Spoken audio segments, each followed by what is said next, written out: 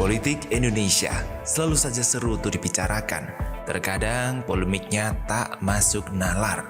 Inilah opini politik sehat agar negeri kita terawat.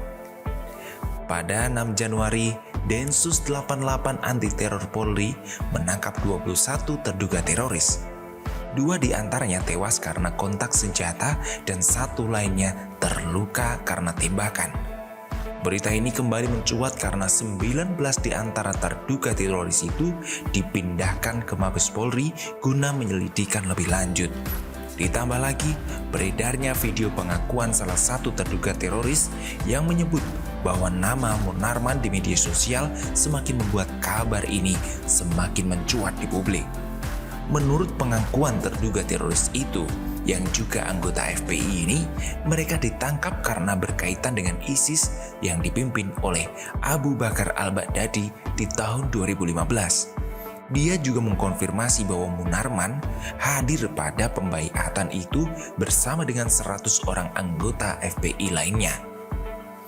Begini pengakuannya, "Saya ditangkap pada tanggal 6 Januari 2021 di Polda Sulawesi Selatan.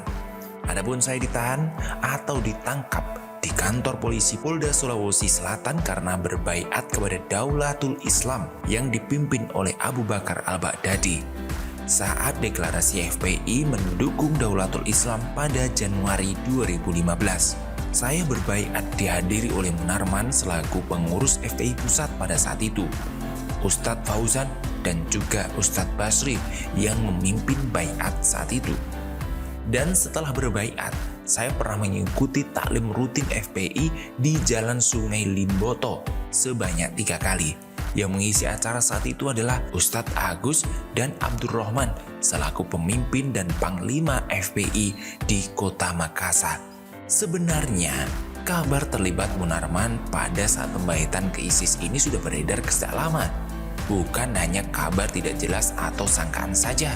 Terdapat video yang beredar di media sosial yang mengkonfirmasi bahwa Munarman ikut membaiat ke ISIS.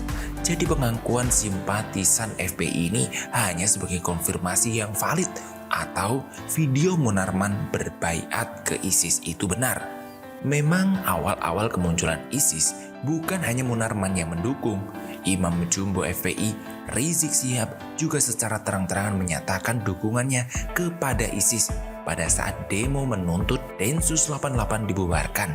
Ada juga dukungan-dukungan yang bersifat sporadis di berbagai daerah, termasuk di jantung ibu kota Jakarta, tepatnya di Monas. Bukan hanya dukungan moral saja, tidak sedikit warga negara Indonesia yang pergi ke Timur Tengah untuk berperang kepada ISIS. Ngeri sekali. Setelah ISIS mulai diperangi seluruh negara di dunia, termasuk juga negara-negara Timur Tengah, barulah kemudian para pendukung ISIS di Indonesia berbalik mengutuk ISIS sambil menuduh Amerika sebagai biang kerok di belakang ISIS. Padahal sudah sejak awal ISIS mempertontonkan cara-cara keji dalam menegakkan negara Islam versinya. Kalau mereka benar-benar adalah manusia waras dan bukan pendukung teroris, dari cara keji ISIS saja seharusnya mereka tidak mendukung. Kalau kemudian mereka mendukung ISIS dengan cara-cara kejinya, ya karena memang mereka adalah pendukung teroris. Menjadi aneh sebenarnya ketika anggota FPI Makassar ditangkap karena berbaiat ke ISIS. Sementara pengurus pusat FPI Munarman malah bebas melenggang, bahkan bebas menyebarkan kebohongan ke publik. Apakah karena Munarman tidak terbukti ikut ambil bagian dalam serangan teroris berupa perakitan bom? Apakah karena anggota FPI Makassar yang berbaiat ke ISIS juga terlibat perencanaan aksi teror, sementara Munarman tidak ikut? Atau karena polisi tidak punya alasan cukup untuk menangkap Munarman? Maka polisi harus menjelaskan alasan penangkapan anggota FPI di Makassar secara gamblang ke publik, biar tidak muncul sangkaan-sangkaan yang tidak diharapkan. Sebab kalau hanya berbaiat ke ISIS, anggota FPI sudah ditangkap, maka sebagai pengurus pusat Munarman lah yang lebih dahulu ditangkap, apalagi dia ada di tempat itu. Posisi Munarman sebagai pengurus pusat FPI dan juga terdapat pengurus FPI daerah pada saat pembaiatan kala itu dapat dikatakan FPI sebagai organisasi pendukung ISIS. Bahkan kemudian ada sikap tidak membela ISIS dari mulutnya. Itu hanyalah cara menghindar dari jerat hukum di negeri ini. Saya mengapresiasi setinggi-tingginya kinerja Densus 88 dan Polri dalam menumpas teroris di negeri ini. Sebab kalau bukan karena kerja keras Densus, bukan tidak mungkin negara ini akan menjadi seperti lautan bom dan teroris. Tetapi tentu saja saya tetap harus ingatkan bahwa penumpasan teroris tidak sebatas pada penangkapan para pelaku dan perencanaan teror bom atau teror lainnya, melainkan juga pemetaan pendukung teroris seperti Munarman. Sudah jelas-jelas mendukung teroris, harusnya ditangkap. Sebab berbaiat ke ISIS sama saja tidak mengakui NKRI dan berpotensi menjadi ancaman keamanan negara. Termasuk Rizik juga harus ditangkap atas dugaan mendukung teroris atau bisa jadi dia terorisnya. Siapa yang tahu?